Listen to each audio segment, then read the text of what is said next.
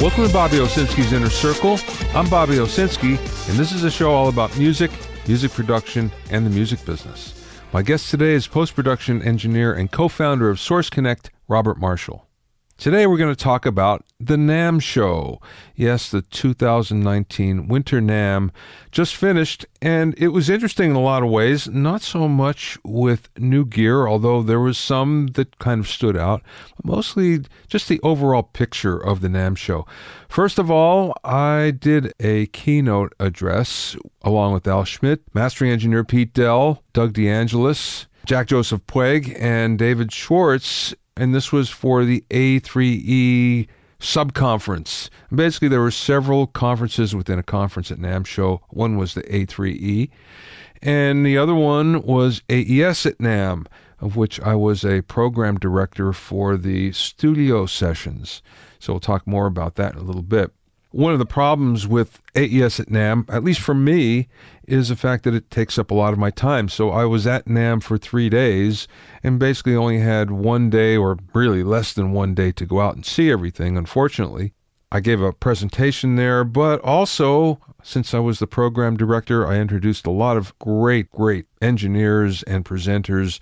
One good one was Mastering for the Internet Age with Gavin Lurson and Ruben Cohen from Lurson Mastering. That was a whole lot of fun and very informative. Mixer Andrew Sheps gave a great presentation, what comes out of the speakers.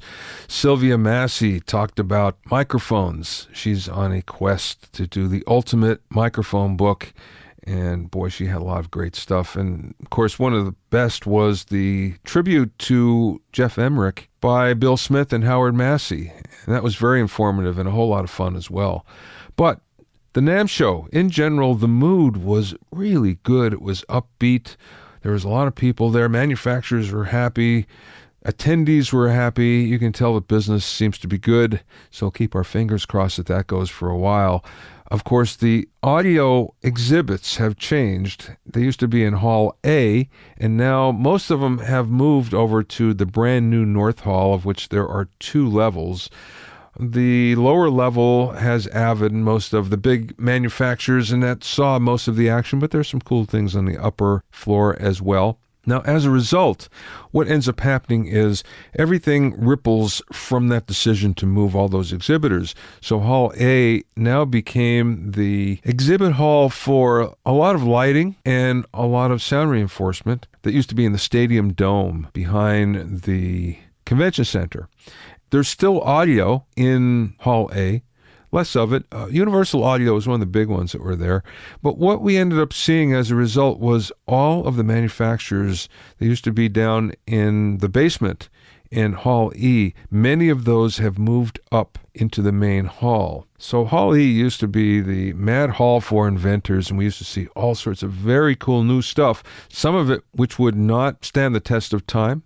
And as a result, we wouldn't see them after a year or two, and some which would eventually catch on and move up into the main hall. There's less and less of that. It wasn't nearly as much fun. What we did see was a huge Chinese presence still. Even with the tariffs and with everything going with China, we still saw probably a bigger presence than ever before. The problem is, you wonder what's going on since not many buyers were there. There's a lot of Chinese exhibitors that are sitting around talking to one another, and not a lot of buyers. And they all seem to have the same product as well, which makes it even worse. So they had most of the downstairs Hall E, but there was also a lot of tone woods. So if you're going to build your own acoustic instrument, that was a place to go to buy tone woods. And we saw some new places, like India, for instance. I never remember seeing vendors of tone woods coming from India, but in fact they were there this time. So that was kind of an interesting change.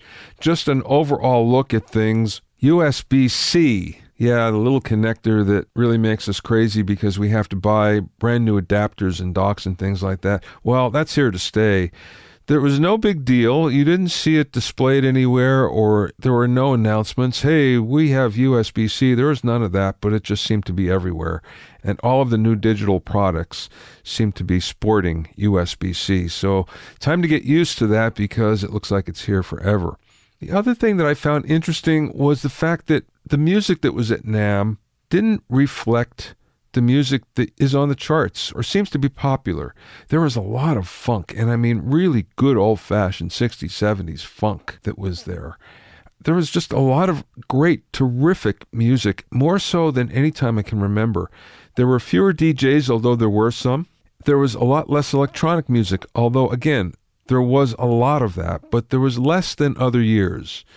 The whole DJ thing, we saw that again in Hall A. That seemed to be the land of lighting and sound reinforcement and DJs. And in Hall B, there was a big contingent of electronic instruments and just gear for EDM and dance music.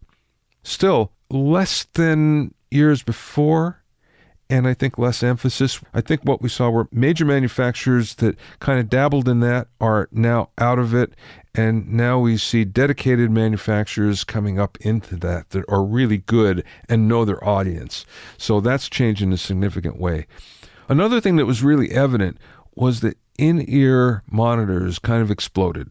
There were more manufacturers with in-ear monitors I've ever seen before or ever heard of. And these were just about everywhere. And it kind of makes you wonder, how many in-ear monitors can the market support?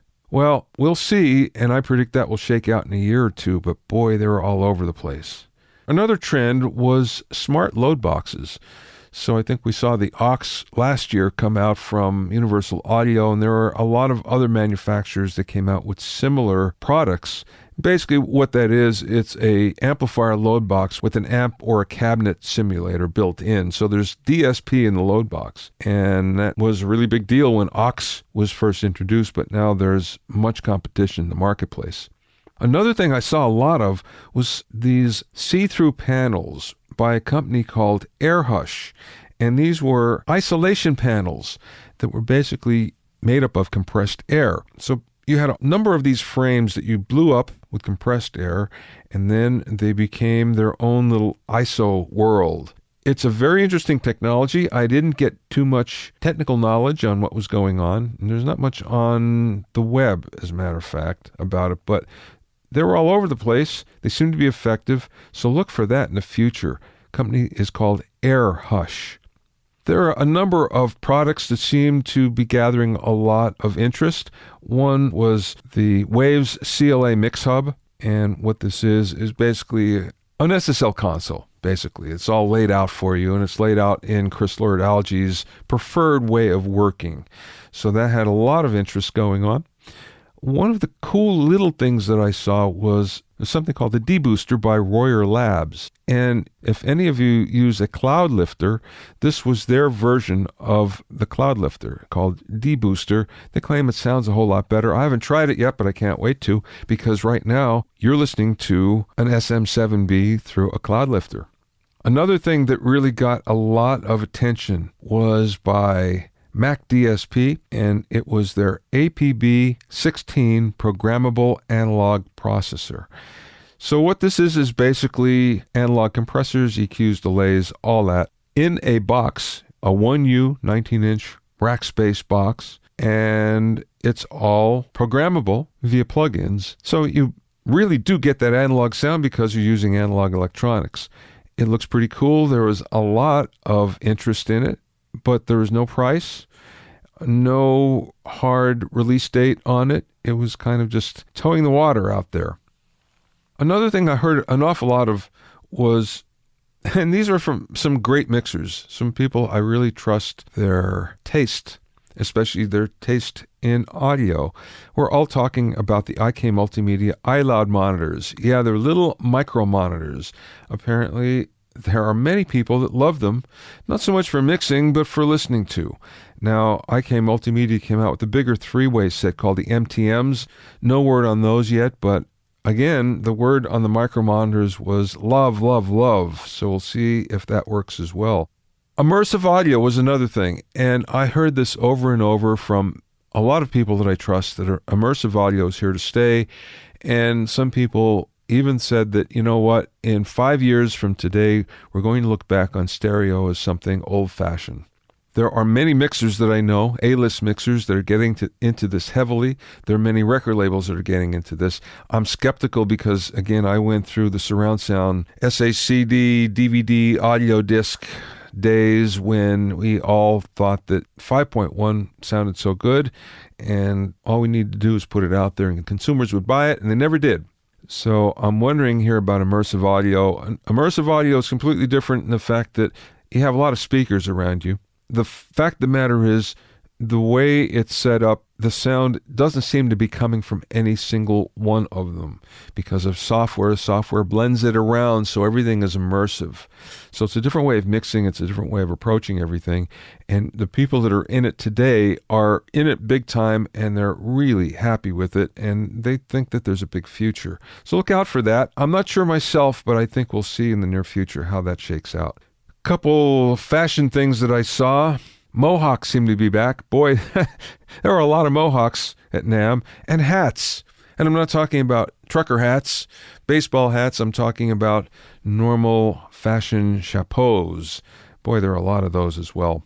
I'm jumping around again. Forgive me, but I have some random notes that are here. One of the things that I saw that was interesting, and I think I mentioned this in New Music Gear Mondays on my blog earlier in the year, and this was Flock analog patch bay. It's a digitally controlled analog patch bay, and a lot of people like that as well. It seemed to be a really big hit. So basically by DB25s, you plug in all of your analog outboard gear, and then through your computer, you can patch and repatch everything. Boy, that's a lifesaver, and everybody would really love something like this. I think that's going to be the way of the future. The other thing that was very cool, Ampeg, of course, is now part of Yamaha. Yamaha purchased it. And they had a very nice booth and a very nice layout. But one of the things they had out in the hallway of the Marriott was an 11-foot high SVT that actually worked. It was 600 watts. And they would power that up every hour and shake the floor. I mean, they would shake everything with that. It was pretty amazing. 11-foot high SVT. And finally, I met a very cool guy, Bob Berryhill from the Safaris. If you ever remember Wipeout, he was one of the co-writers and the guitar player.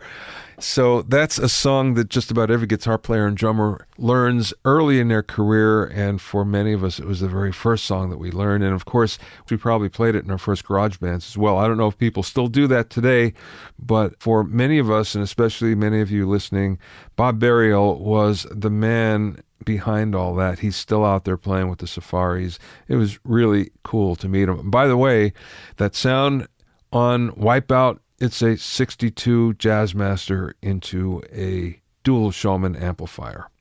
So that's it. That's the NAMM show. You can go to many other places to look for details about some of the cooler new products, but this is just a nice overview, I think, of some things that you don't hear many other people talking about. Each NAMM show is different from the last in at least some way, and this one certainly was. But one can only hope that the vibe, which was so good this time, continues, because it really means that the industry is strong, and if anything, it's getting stronger.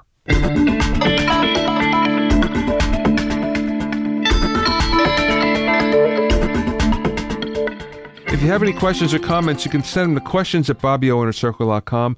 Don't forget about my online courses on mixing, production, branding, and music business success at BobbyOwsinskiCourses.com. Also, get an expert analysis and objective opinion of your songs and mixes as a member of my Hitmakers Club. Go to hitmakersclub.com to learn more.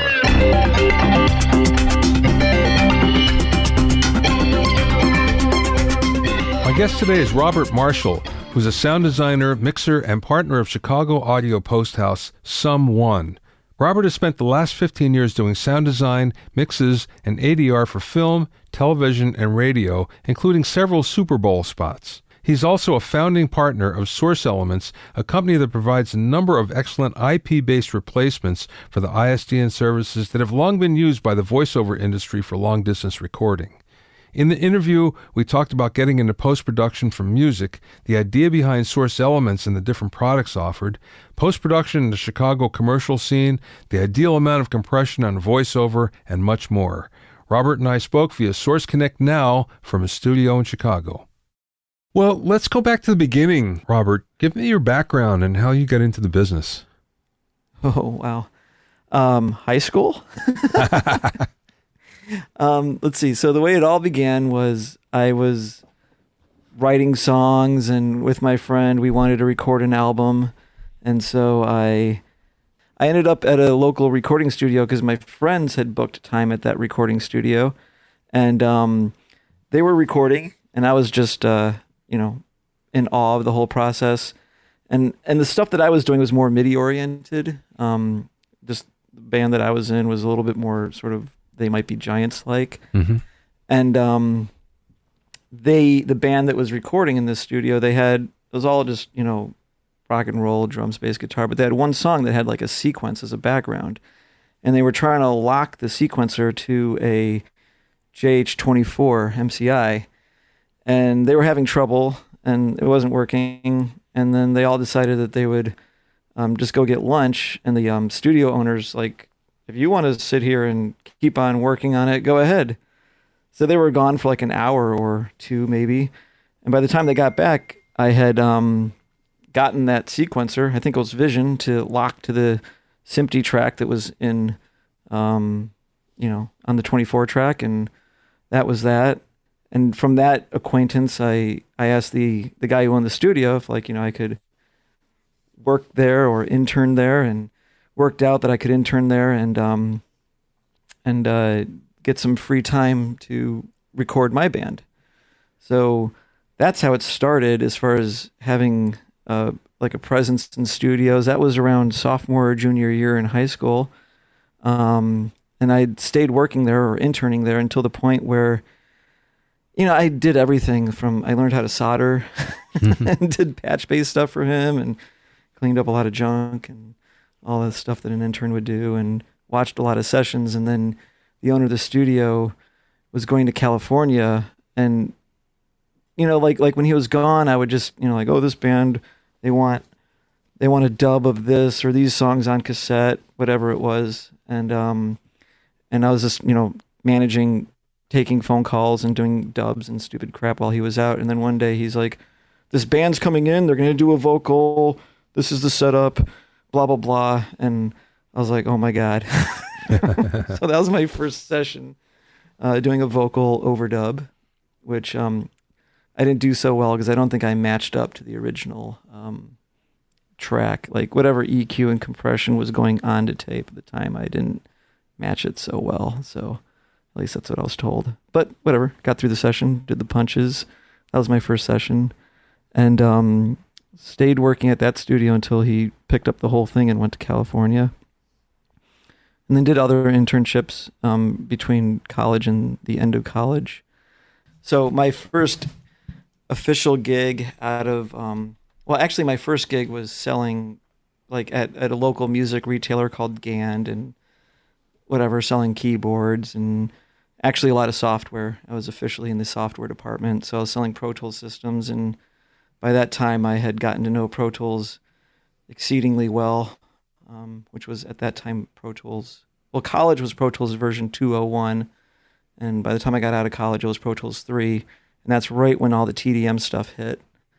And so I knew Pro Tools really well, and I got a gig downtown Chicago, at first as an Avid assistant, like video editorial. Just an assistant between a company that had an Avid video editorial room and just a mixing room. And so that was the first time I saw video editorial systems, and that was like, oh my God, I want to do this. So forget music, this is really cool too. And that sort of put me in the just downtown Chicago corporate video commercial kind of stuff. One thing leads to another, and I landed a gig at night at a recording studio doing like voiceover classes, just basically manning the board. And that eventually got me a gig, like a permanent gig at that studio, doing, voiceover demos, commercials, mainly local radio commercials, and some, sorry. Mm-hmm. Have fun editing all that. Mainly local radio commercials and some TV commercials, but typically local stuff. Probably the biggest stuff I did was like the Bulls for the Bulls. I'm from Chicago. And so from there, essentially what happened was that was right when Pro Tools began to get a really good footing in the post industry. It it wasn't just seen as like the low cost alternative, but it was beginning to be seen as like the more creative solution. So a really big shop in town called Cutters had switched over from what was originally audiophile, so Logic Neve or AMS Neve audiophile with the Logic board. I don't know if you're familiar with those systems. Remember. Yeah. Yep.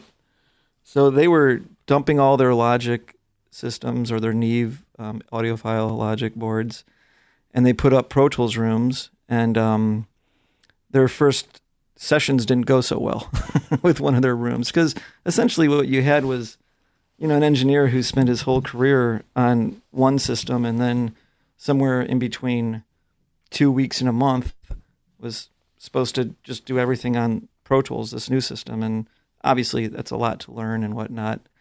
So I was initially hired in as an assistant, but mainly I was hired in because I was familiar with Pro Tools. And so that was, that was all national TV, much like a whole echelon up as far as the, the food chain of commercial post. And so not even about a year later, though, I was able to get my own room there because one person left. They went to California, left an opening, and I'd already done a couple sessions there just for one reason or the other. So I got a room and then did lots of commercials, of which probably the biggest ones, if you remember the Budweiser like "What's Up" campaign. Yeah. So my the owner of the studio, John Binder, he got the overall gig, but there was a whole bunch of spots within that campaign, and I did a few. Some of them went on to the Super Bowl. That helped a lot. I bet. And so one thing leads to another, and I basically ended up at Cutters for 15 years. And in my time at Cutters, part of all those sessions was doing a whole lot of ISDN sessions. And, after work, hanging out with the other engineers, with the owner of the studio, and kind of going like, there's this thing called the internet, and it already works at way faster than 128K, which is what ISDN works at. Why can't we do these sessions over the internet? Because the other thing we always knew was that ISDN was exceedingly expensive. So yeah. Why not do the internet? And that was right around 2003, 2004, essentially. And I was annoying enough and kept on pushing the issue. And I did some proof of concepts. I showed that I could stream, using QuickTime from Chicago to California reliably or fairly reliably over the internet. And essentially got them to consider making something like Source Connect, essentially. And then we, a lot of the bids, so to speak, or just people that we talked to, was crazy expensive as far as like how much it was going to cost to develop something like that.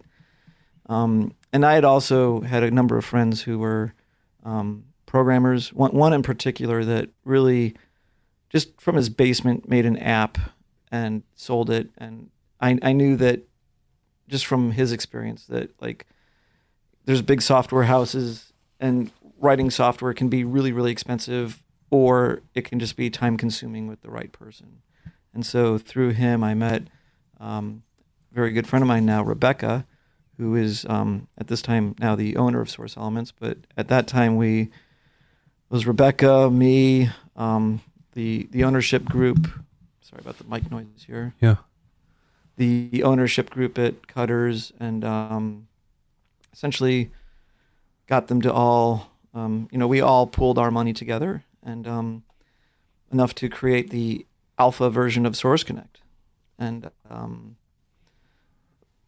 then so that was 2004 roughly, and by 2005 we were able to create Source Connect version 1, and then a long slog till now as far as like, the early days of doing this over the internet was barely ready for it. So there's always all kinds of issues, dropouts, bandwidth, those kinds of things. But in time, certainly, obviously, the internet's becoming the preferred medium for remote connections.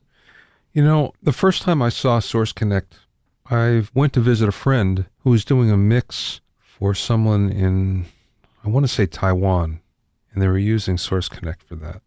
I was looking at this in awe, thinking, this is just incredible. He told me, I use this all the time for all of my foreign clients, and it works great. So that was my first exposure to it. When was that? Like what year? It was probably 5 or 6 years ago. Okay. So yeah, it was fairly mature. Yeah. By that time. Yeah, it seemed like it was. When I look at on the Source Elements website now, there's a lot of different products. Can you go through them? Personally, I'm not sure what they all are and what they're for, but talking to you a little bit, I get the feeling that they're very specific products for very specific situations. Sure. Yeah. So they basically, the first product was Source Connect, which was, bidirectional, low latency streaming audio. And one of the first things that came up with was, well, if I have Source Connect, what does the other person need? And the different workflows where there's, what we call acquisition. So you're recording someone remotely. But the other, and for acquisition, you need bidirectional low latency audio. You're talking over the line, you're capturing directly. But the other workflow is sort of remote mixing. So you're doing a mix, your clients can't be there, but you want them to hear it in high quality. So the second product that came out was called Source Live. And basically what that is a one direction, high quality broadcast. So the first difference is that it can send audio to more than one person at the same time. It doesn't need to do even with Source Connect, you have to do a conference call. So even though it can handle more than one person, it's not really like a broadcast in a sense.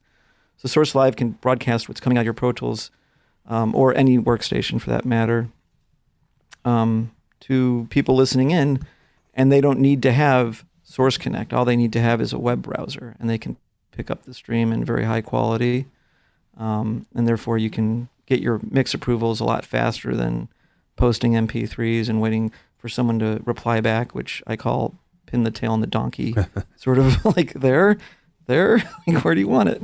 Yeah. So that was the first, or the second product, I should say. The other one was Source TalkBack, which literally is just a console-style TalkBack switch done all in software. So you bring your mic into your workstation, typically Pro Tools. You route that to where you want it to go, headphones, maybe your remote connection, et cetera, even slating within your, like slating your track that you're recording onto. And then it senses a keyboard key. Initially, it was the / key above the return key, but the newest version lets you assign that to any key, and you can use a MIDI event. And so the plugin doesn't have to be focused. The key will always open up your TalkBack channel. So, and there's a second plugin that comes with it that goes on your master fader, and that dims your master fader down. So you have your control room dim with your TalkBack, all the same stuff that a TalkBack system might have. For instance, it's got a feature for if automatically open when the Pro Tools transport stops, close it when the Pro Tools goes into, or when the transport goes into record or play. So that was Source TalkBack. It's clever. The next one was an application called Source Zip. Very handy. The way it came about was a lot of people were using Source Connect for ADR sessions. And so they would need to send the scratch, like the background tracks and everything else that the actor needs to listen to while they're, doing their takes. But, if the Pro Tools session's really big, that takes a long time to send, and really they don't need to have it full quality. So what Source Zip does is it takes a session, a DAW session, Pro Tools or whatever, and it takes all the audio files from it and it compresses them using AAC compression or Apple lossless. So it knocks it down anywhere from, easily 5 times smaller to the lossless compression typically is about half as big. And then the other side, it self-extracts. But when it self-extracts, all the metadata from those audio files get put back into the audio files so that Pro Tools doesn't start saying, where's my audio? Pro Tools has no idea it was crunched and re-expanded. So it was basically a really fast way of moving sessions through the internet, especially if they're just needed for monitoring. Or another typical thing might be, say someone is, like, hey, I need you to retime all my drums and re-edit them and everything. So you can send someone that session and you can chop them up and edit everything as you need. And if you're not creating any new audio files, all you do is you send back that tiny little Pro Tools session or Logic, and it will reference back to those original audio files. That's awesome. Yeah, very cool. So that was Source Zip, basically just a way of moving sessions around faster, smaller. Funny enough, it became very popular in the Middle East, and we believe because there's just some countries charge for bandwidth. So it's not your unlimited internet connection, but if I got to upload a gig, oh my God, that's going to cost me whatever, $5. Yeah. If I can upload 256 megs, it's going to cost me less. So there's a lot of users in the Middle East, actually, where Source Zip became very popular. And I actually used it for a long time when hard drive space wasn't as inexpensive and long-term archival for sessions. Just losslessly compress them. There they are. But number of, workflows. So the other product, let's see, Source Connect, Source Live, Source Talkback. The next one was Nexus, I guess. I forget the order. But Nexus is really cool, actually. And you're familiar with Soundflower. Yep. So think of Nexus as Soundflower with a plug-in endpoint. So now you don't need to mess with aggregate drivers or stuff like that. You can point an application at the Nexus driver, and then the output of that application will show up on the plugin, and you can capture it in Pro Tools or whatever workstation you're using, and vice versa. You can send audio out of your workstation to an external application that might not have a plugin. So effectively, Nexus turns any audio app into a plugin.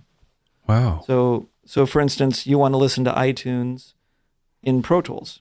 Boom. You just send, with iTunes, you just send your entire system audio to Nexus. You put the Nexus plugin in Pro Tools, and boom, every system beep and iTunes is popping into your Pro Tools session. But you could literally integrate Skype, anything like this with Source Connect Now, which is Chrome,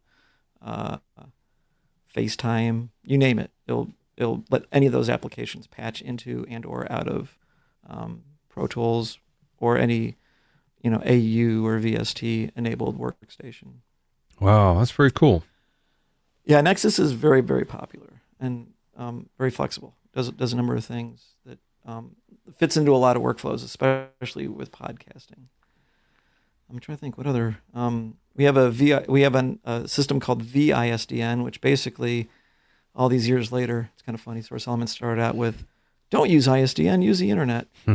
So now we have a system called ISDN, which essentially is a hardware box that we deliver to you, and you plug your ISDN codec from 1985 into it, and then you plug in the internet to our box, and now your ISDN codec from 1985 can operate over the internet. So it's an active service. We are providing, essentially the way to think of it is we are extending ISDN lines to you over the internet instead of using copper from the telephone company. Yeah. Wow. And so that's pretty new. That's only about 2 years old, but ISDN is it's been resilient as far as, even though the phone companies want to kill it, especially in the audio industry, it remains a mainstay of doing sessions and connecting. So in the spirit of give them what they want, there's ISDN. And other things. Oh yeah, Source VC is literally sort of like Source Talkback. It's a control room volume controller. So you can put that on your master fader. You can control your volume with your keyboard or with any MIDI event. The plugin doesn't need to be focused. It can handle. The nice thing about it is that as new formats come out, so 5.1 no problem, 7.1 no problem. As they keep on getting wider and wider, a much more efficient update to the plugin instead of all new hardware, because I need 20 more input channels to my whatever it is, my Dangerous or my Advocate or whatever hardware controller you're using. So the idea with Source Talkback and Source VC is to sort of take all the hardware that you need and really make the whole system work as a desktop. On your laptop, you got everything you need without any hardware. What do these cost, Robert? So Source TalkBack is $125. Source VC, I think, is $175. Source Nexus, there's a free version, which is called Source Nexus Free. What do you know? It's basically like Soundflower. It's the driver. Then the basic version of Source Nexus is $125. And it can send or receive, but it can't do full duplex. Source Nexus Pro is $295, and it can send and receive simultaneously, and it can do as many as 24 channels. There's another little plugin or application we have called Source Nexus Control, which lets you create as many drivers as you want. So then what you can do is set up, I want a driver for Skype, I want a driver for Chrome, I want a driver for the system audio, I want another driver for FaceTime, I want another driver for my sound effects application that I search with, whatever. And you can have all those applications facing their own individual driver, which then they can all come into Pro Tools or whatever your workstation is on individual faders, because Nexus can see all those separate drivers.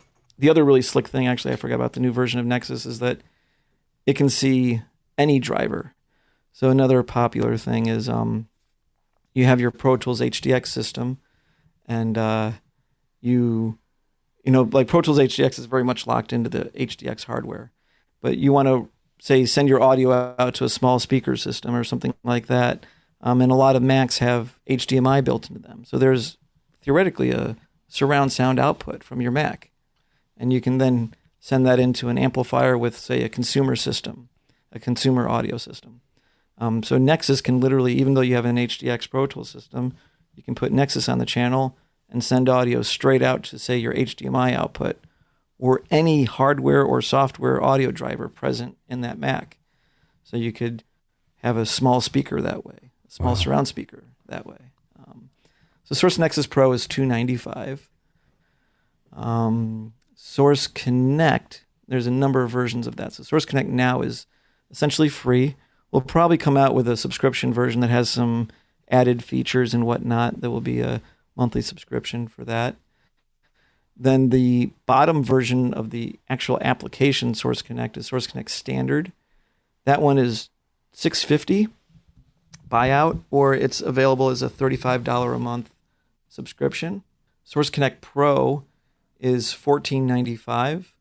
And there's a number of features in Source Connect Pro that basically it's designed for the recording studio side of the connection. So Source Connect Standard was more envisioned for your voice talent on the road in their home studio, maybe your smaller studios, especially the studios that are more geared for sending voice out.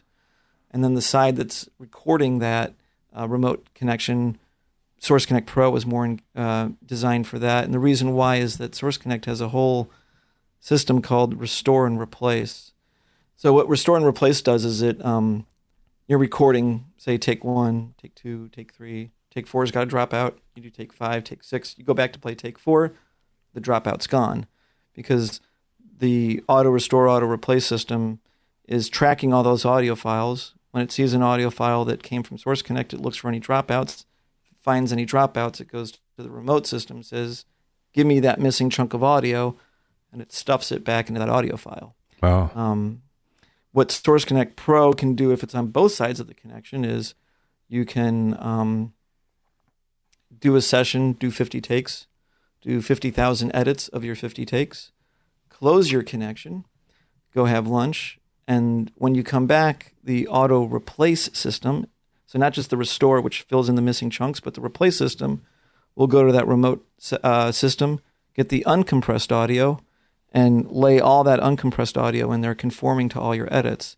So even though you had a remote connection that was a lossy codec, compressing and re-expanding the audio, in the end, what you've recorded and edited is lossless, which normally would have been a workflow where, you record the whole thing over ISDN. We saw this a lot with ADR, especially in theatrical releases, where they do the ADR session and then they have the remote studio send them an FTP of all the uncompressed audio, and then someone has to sit there and ear match all the edits. Yeah, right. With the uncompressed audio. So essentially the restore and replace system just does that automatically. You can treat that streamed audio as the final audio, and you just have to let the replace system, take its time to download and match all those edits. Wow. And then the other thing that Source Connect Pro has is a transport locking system. So what would normally be done by streaming audio down one side of a stereo connection, streaming time code down one side of a stereo connection so that you could lock the two systems together, so you could do ADR and whatnot. Essentially, we abused Rewire, when we went to our programmers, and we were trying to find ways to sync up. And I didn't want to use MIDI because MIDI is just cumbersome and confusing and whatnot. So what's built into every system and can handle transport, and I kept on looking at, hey, I can get Ableton to lock to Pro Tools using Rewire. And so went to Rebecca and the programmers that she was working with and said, why can't we use Rewire? And they're like, well, it's designed to work inside the same computer. I'm like, so? Yeah. Yeah, right. Make it work otherwise. And so they figured out how to basically use Rewire to be the common language, in a sense, between all these different workstations. So you can time lock a remote connection if one side's using Nuendo and the other one's using Pro Tools or whatever. As long as the workstations all are Rewire compliant, the remote transport sync system in Source Connect can lock them all together. This is very exciting. Yeah, and that's used for ADR. It's also used a lot for remote mixing. So the last version of Source Connect is Source Connect Pro X, which its main other features that it can do, up to 7.1 currently, and that will expand connections. So you've got, like they're mixing on a Hollywood stage, but the director must be in Cape Cod.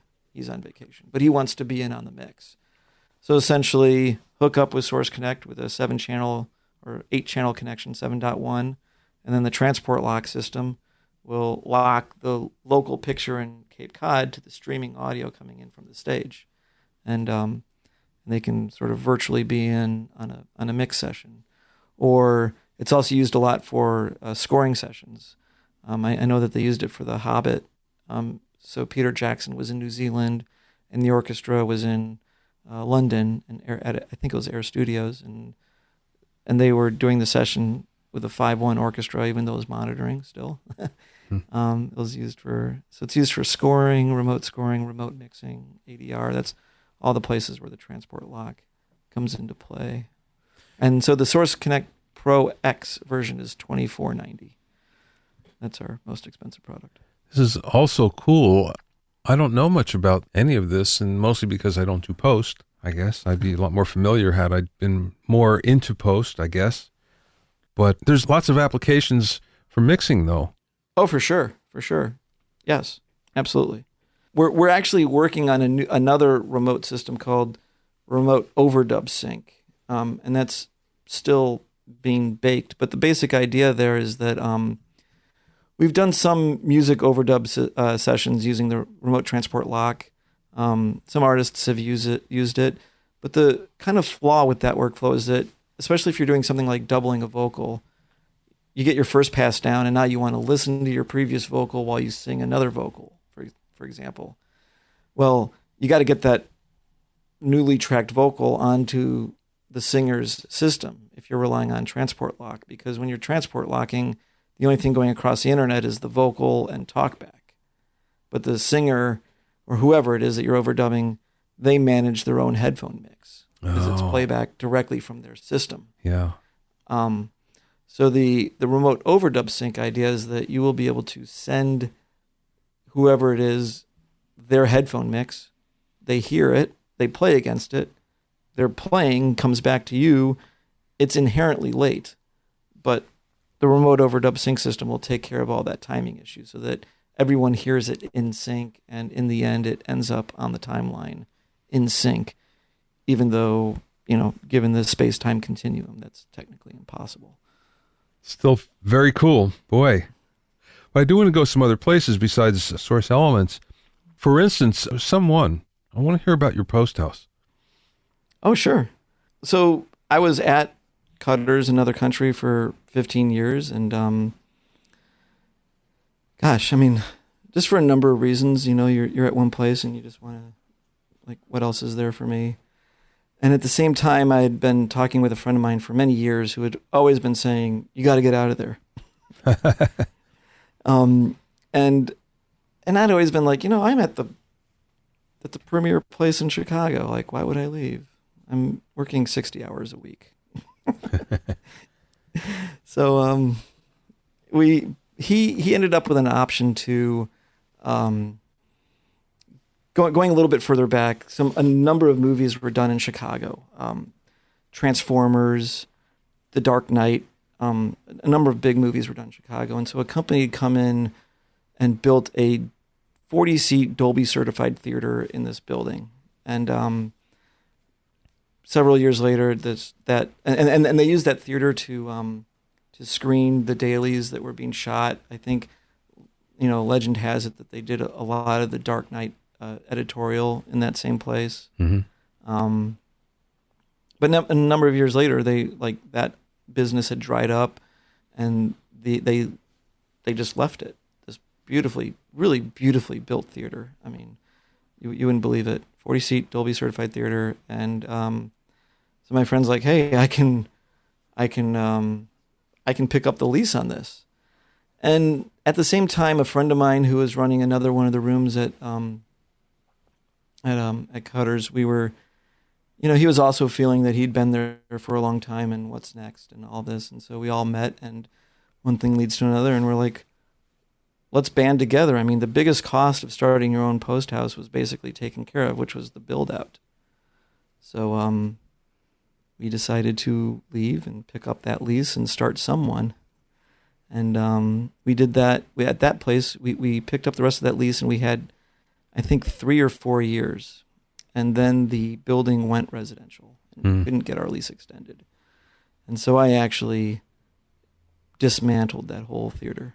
I mean, wow. The whole ceiling was all bass trapping. Huh. Like the kind of hanging bass traps with 703. Yeah. That just sort of swing, you know what I'm talking about? Helmholtz resonators, yeah. Well, it wasn't a Helmholtz resonator because it's just like kind of a broadband, like it's sitting on not a chain, but a rope. It's just like so like the bass hits it and kind of makes it swing a little bit. Yeah. The whole ceiling was that, actually. I pulled so much 703 out of that place. It was like raining yellow. I'm sure I took a few years off my life, like, because the mask didn't stay on my face after a while.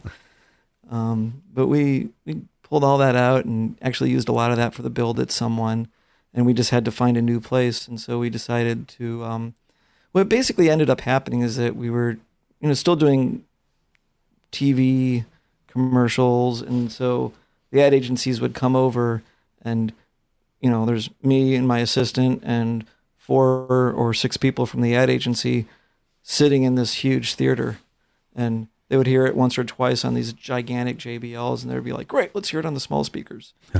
So the giant theater didn't really apply for the commercial workflow that was our primary bread and butter, and we were paying the lease for that huge space and whatnot. So when we lost the lease, we decided to move closer to our clients and with less space, which the per square foot rate went up, but we were basically across the street from our clients at that point, and with a room that's more appropriately sized for a commercial post. So we have 2 rooms and 2 booths, and but we designed our second room, which is very small, as a booth. So if we had to, we could have 1 control room with 3 booths, or 2 control rooms with 2 booths, or 1 control room with 2 booths and 1 control room with no booths. It's fairly flexible in the way it's designed so that we can handle a fair amount of local voice talent and sessions with clients as well. Do you find that you're mixing more or doing ADR or a combination? How does that work for you? Mainly sound design. Oh. So sound design and mixing. Not a lot of ADR. That's at least in Chicago, a lot of the ADR is done. There's a lot now just outside of the city, so I think a lot of it's done there. And there's some other places that are just have picked up more of the clientele for doing, feature film ADR. Certainly could do that, but just not what we've focused on at Someone. And mainly what we do at Someone is TV, radio, commercials, and and that basically is sound design, voice recording, and mixing. That's pretty much what it is. Okay, let me ask you a question. When I was a young engineer and I first moved to Los Angeles, I filled in for a friend that was at a post house specializing in voiceovers for commercials, radio commercials for the most part, some TV. And he went on vacation, so I did it for 2 weeks. And before he left, he gave me instructions. He said, okay, when you do a voiceover, and this DBX compressor here, this 160X, make sure there's 6 dB of compression. No more, no less. Okay, that's what I'll do. Yeah, I go mic preamp straight in, mic preamp to converter, and do all the compression afterwards. Oh, that was my question. I knew it. Yeah. I somehow knew it. Yeah. I mean, we do have a drummer. I forget what it is. Like, it's actually great. Like, I gotta say, the drummer compressor is really nice. So if you're doing some voiceover where the person's being really dynamic, or something like that, and you want to protect yourself, put a little compression on it ahead of the A to D. But that's really just to sort of a little insurance policy in a sense. My general opinion is that rather do all of that later. It seems to me that the converters are getting exceedingly transparent now. And really, when you think about it, with 24-bit compared to 16-bit, besides the analog noise floor, really, in theory, you could record it minus 48 into a 24-bit converter and have the same resolution as 16-bit.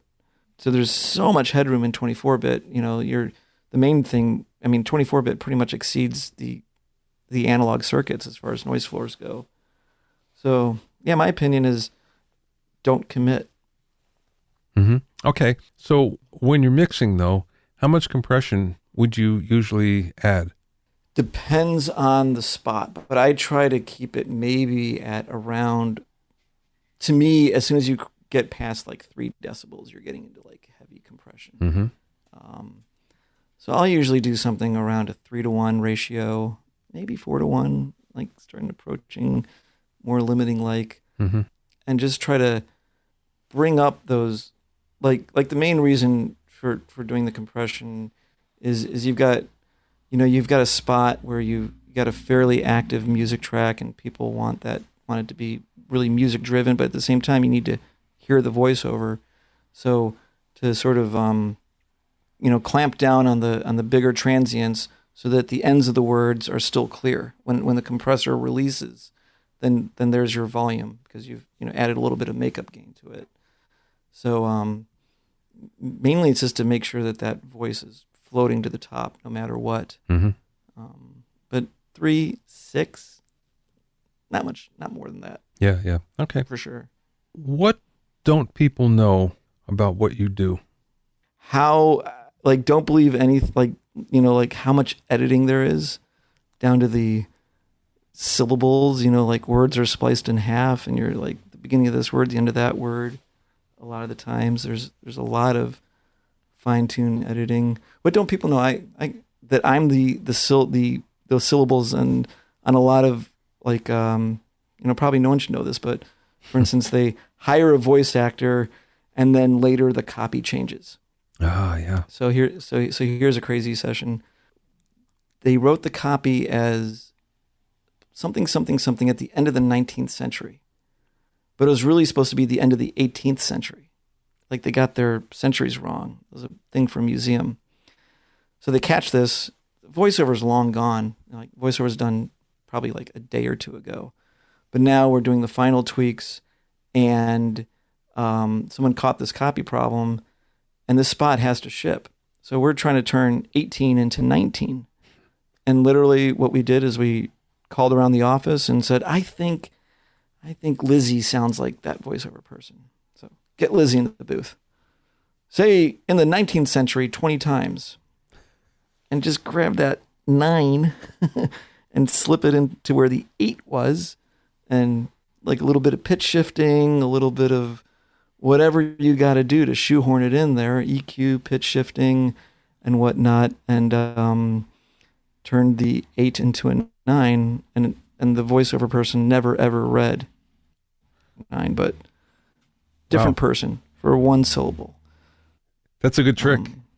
Yeah, it's happened a number of times actually, and I've, certainly way easier on consonants. I've certainly been lots of people's P's and T's and things that get dropped off, but when it's a vowel, that is way harder to pull off because there's, the formant and the sort of the character of the person's voice is captured in that vowel. So how to, fit it in there and make it not sound like somebody else for a moment. How fast do you turn a commercial around? If it's just voice and music, yeah, 2 hours. Wow, that's fast. Yeah, I mean, probably like record the voice for an hour at the most. Maybe the voice record. If it's just like a 30, should be able to capture the voice in somewhere between 15 minutes to 45 minutes. Usually, if you're doing a real time voice record, you get most of your edit done right then and there because they don't want to necessarily release the talent until they know that they've got everything that they want. So you're kind of recording and editing as you go, and then talent's gone, and mix it. Essentially, that takes voice and music 30 seconds. Get that done in a half hour easily. So the whole thing, you can do a voice and music spot in 2 hours. What takes longer is all the indecision to follow. So, send it to the client, and then the client's like, well, is there a take with more energy? Yeah. Well, there is. So you well, they want more energy on this word or that word and this and that. And so the tweaks usually take longer than the guts of getting, the main work done. If all the decision makers were there in the session at the same time and everyone was sort of on it and no one was scared of, for instance, the voice record sessions will also go a lot quicker too because they have to capture it with this energy, but then they have to capture it again with a lot more energy just in case someone asks for that. Yeah. So if everyone knew exactly what they wanted right then and there, I mean, man, in theory, probably do a spot in an hour. Back when I was doing jingles, I didn't do all that many, but it was a 3-hour turn where the first hour was music and the second hour was vocal overdubs, and then the third hour is mixing. And it was absolutely terrifying to do everything that quickly, but it was exhilarating at the same time. And, you just don't get that in any other way, any other situation. That is one of the coolest things about post-production. For instance, even when I was, that session where I was trying to switch the 8 for the 9, the spot had to ship. And the producer says, wherever we're at in 15 minutes, that's what we're shipping. Oh, it's like, and no engineer wants something to ship out sounding bad because everyone who hears it doesn't know that you only had 15 minutes to pull it off. Yeah.